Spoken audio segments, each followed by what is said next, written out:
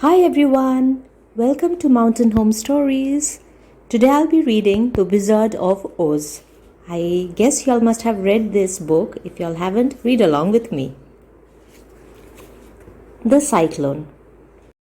Dorothy lived in the midst of the great Kansas prairies with Uncle Henry, who was a farmer, and Aunt Em, who was the farmer's wife. Their house was small, for the lumber to build it had to be carried by a wagon many miles. There were 4 walls, a floor and a roof, which made one room, and this room contained a rusty-looking cooking stove, a cupboard for the dishes, a table, 3 or 4 chairs, and the beds. Uncle Henry and Aunt Em had a big bed in one corner, and Dorothy a little bed in another corner. There was no garret at all, and no cellar, except a small hole dug in the ground called a cyclone cellar, where the family would go in case one of those great whirlwinds arose, mighty enough to crush any building in its path. It was reached by a trapdoor in the middle of the floor, from which a ladder led down into the small, dark hole. When Dorothy stood in the doorway and looked around, she could see nothing but the great grey prairie on every side. Not a tree nor a house broke the broad sweep of flat country that reached the edge of the sky in all directions. The sun had baked the ploughed land into a grey mass, with little cracks running through it. Even the grass was not green, for the sun had burned the tops of the long blades until they were the same grey colour to be seen everywhere. Once the house had been painted, but the sun blistered the paint and the rains washed it away.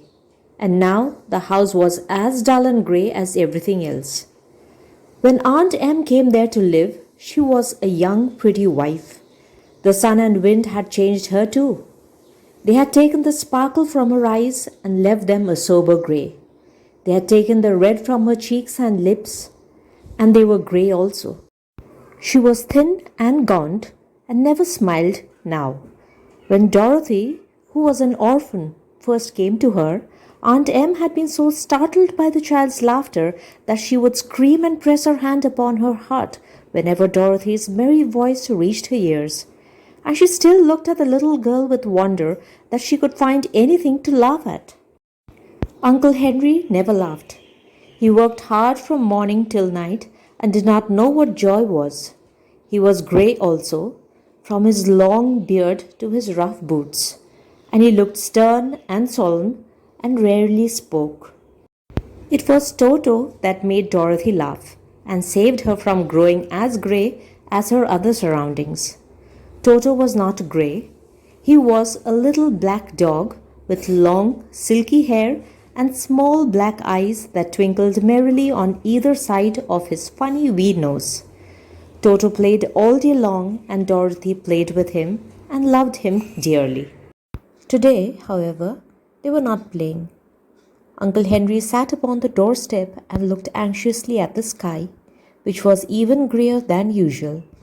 Dorothy stood in the door with Toto in her arms and looked at the sky too. Aunt Em was washing the dishes. From the far north they heard a low wail of the wind, and Uncle Henry and Dorothy could see where the long grass bowed in waves before the coming storm. There now came a sharp whistle in the air from the south, and as they turned their eyes that way, they saw ripples in the grass coming from that direction also. Suddenly, Uncle Henry stood up. "There's a cyclone coming, Em," he called to his wife. "I'll go look after the stock." Then he ran towards the sheds where the cows and horses were kept. Aunt Em dropped her work and came to the door. One glance told her of the danger close at hand. "Quick, Dorothy!" she screamed. "Run for the cellar!" Toto jumped out of Dorothy's arms and hid under the bed, and the girl started to get him. Aunt Em, badly frightened, threw open the trapdoor in the floor and climbed down the ladder into the small, dark hole. Dorothy caught Toto at last and started to follow her aunt. When she was halfway across the room, there came a great shriek from the wind, and the house shook so hard that she lost her footing and sat down suddenly upon the floor. A strange thing had happened. The house whirled around 2 or 3 times and rose slowly through the air. Dorothy felt as if she was going up in a balloon.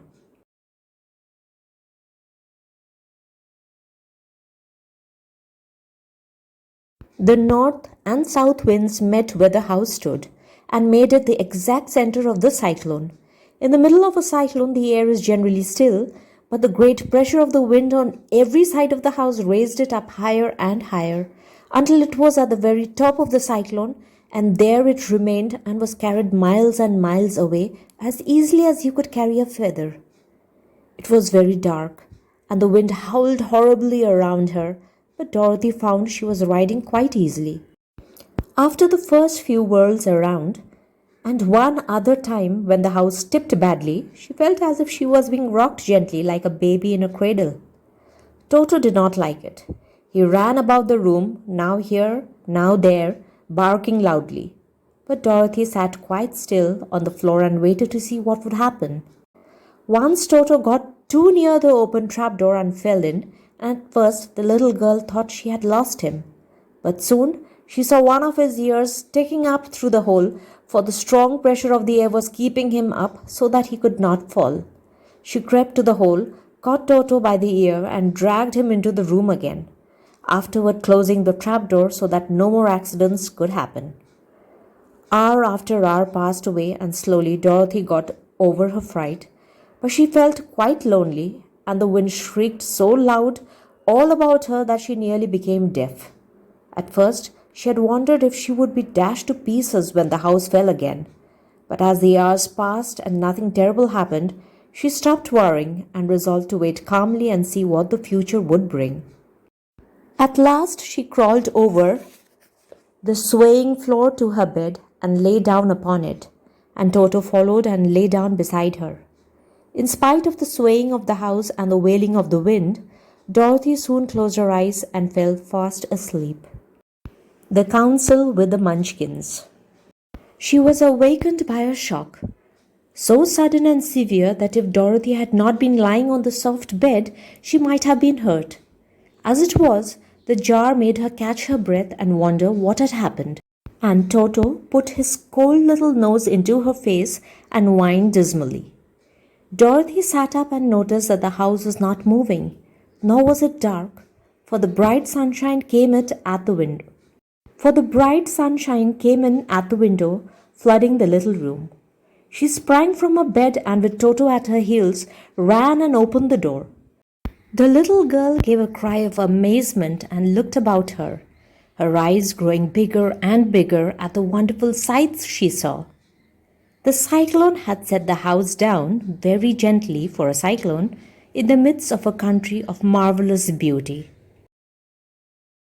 There were lovely patches of greensward all about, with stately trees bearing rich and luscious fruits. Banks of gorgeous flowers were on every hand, and birds with rare and brilliant plumage sang and fluttered in the trees and bushes. A little way off was a small brook, rushing and sparkling along between green banks and murmuring in a voice very grateful to a little girl who had lived so long on the dry, grey prairies. While she stood looking eagerly at the strange and beautiful sights, she noticed coming towards her a group of the queerest people she had ever seen. They were not as big as the grown folk she had always been used to, but neither were they very small. In fact, they seemed about as tall as Dorothy, who was a well-grown child for her age, although they were, so far as looks go, many years older. 3 were men and 1 a woman, and all were oddly dressed. They wore round hats that rose to a small point a foot above their heads, with little bells around the brims that tinkled sweetly as they moved. The hats of the men were blue, and the little woman's hat was white, and she wore a white gown that hung in plaits from her shoulders. Over it were sprinkled little stars that glistened in the sun like diamonds. The men were dressed in blue of the same shade as their hats and wore well-polished boots with a deep roll of blue at the tops. The men, Dorothy thought, were about as old as Uncle Henry, for 2 of them had beards. But the little woman was doubtless much older. Her face was covered with wrinkles, her hair was nearly white, and she walked rather stiffly. When these people drew near the house where Dorothy was standing in the doorway, they paused and whispered among themselves, as if afraid to come farther. But the little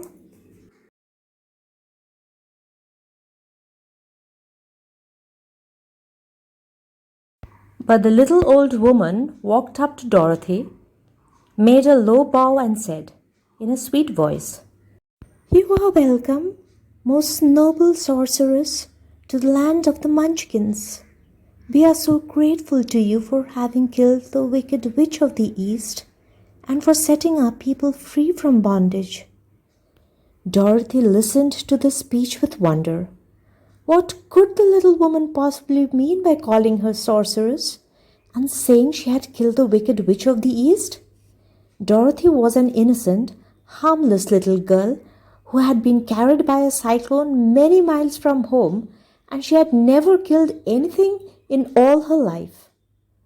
But the little woman evidently expected her to answer, so Dorothy said with hesitation, "You are very kind, but there must be some mistake. I have not killed anything." "Your house did anyway," replied the little old woman with a laugh. "And that is the same thing, see?" she continued, pointing to the corner of the house. "There are her 2 toes, still sticking out from under a block of wood." Dorothy looked and gave a little cry of fright. There, indeed, just under the corner of the great beam of the house rested on, 2 feet were sticking out, shod in silver shoes with pointed toes. "Oh dear! Oh dear!" cried Dorothy, clasping her hands together in dismay. "The house must have fallen on her. Whatever shall we do?" "There is nothing to be done," said the little woman calmly. "But who was she?" asked Dorothy. "She was the wicked witch of the East, as I said," answered the little woman. "She has held all the Munchkins in bondage for many years, making them slave for her night and day. Now they are all set free and are grateful to you for the favor." "Who are the Munchkins?" inquired Dorothy. "They are the people who live in this land of the East, where the wicked witch ruled." "Are you a Munchkin?" asked Dorothy. "No, but I am their friend, although I live in the land of the North. When they saw the witch of the East was dead, the Munchkins sent a swift messenger to me, and I came at once. I am the witch of the North." "Oh, gracious!" cried Dorothy. "Are you a real witch?" "Yes, indeed," answered the little woman. "But I am a good witch, and the people love me. I am not as powerful as the wicked witch was who ruled here, or I should have set the people free myself." "But I thought all witches were wicked," said the girl, who was half frightened at facing a real witch. "Oh, no, that is a great mistake. There were only 4 witches in all the land of Oz, and 2 of them, those who live in the north and the south, are good witches. I know this is true, for I am one of them myself and cannot be mistaken. Those who dwelt in the east and the west were indeed wicked witches, but now that you have killed one of them, there is but one wicked witch in all the land of Oz, the one who lives in the west." "But," said Dorothy, after a moment's thought, "Aunt Em has told me that witches were all dead years and years ago." "Who is Aunt Em?" inquired the little old woman. "She is my aunt who lives in Kansas, where I came from." The witch of the north seemed to think for a time, with her head bowed and her eyes upon the ground. Then she looked up and said, "I do not know where Kansas is, for I have never heard that country mentioned before. But tell me, is it a civilized country?" "Oh, yes," replied Dorothy. "Then that accounts for it. In the civilized countries, I believe there are no witches left, no wizards, no sorceresses, nor magicians. But, you see, the land of Oz has never been civilized, for we are cut off from all the rest of the world. Therefore, we still have witches and wizards amongst us." "Who are the wizards?" asked Dorothy. "Oz himself is the great wizard," answered the witch, sinking her voice to a whisper. "He is more powerful than all the rest of us together. He lives in the city of the emeralds." Dorothy was going to ask another question, but just then the Munchkins, who had been standing silently by, gave a loud shout and pointed to the corner of the house where the wicked witch had been lying. "What is it?"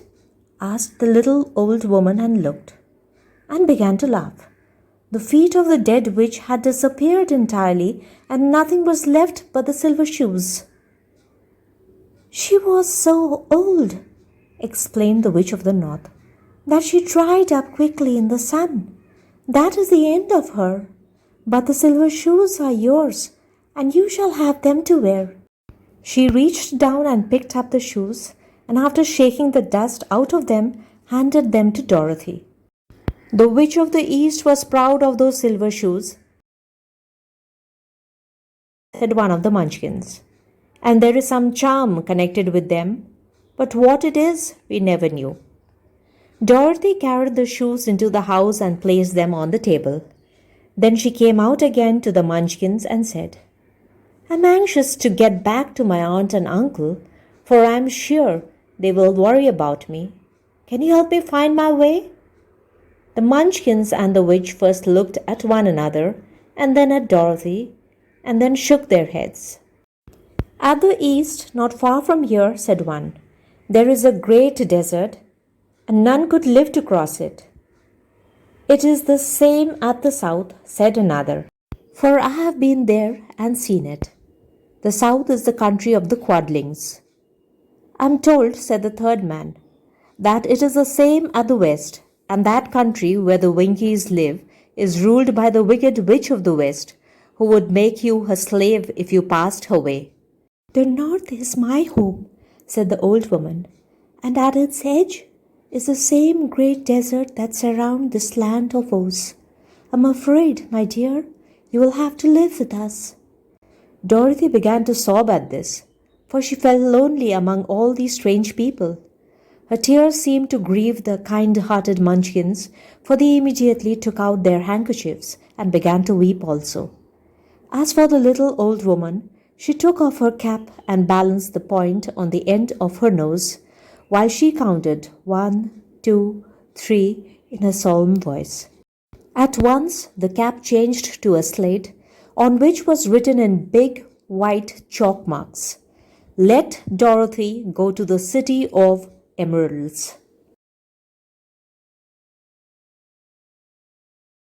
The little old woman took the slate from her nose and, having read the words on it, asked, "Is your name Dorothy, my dear?"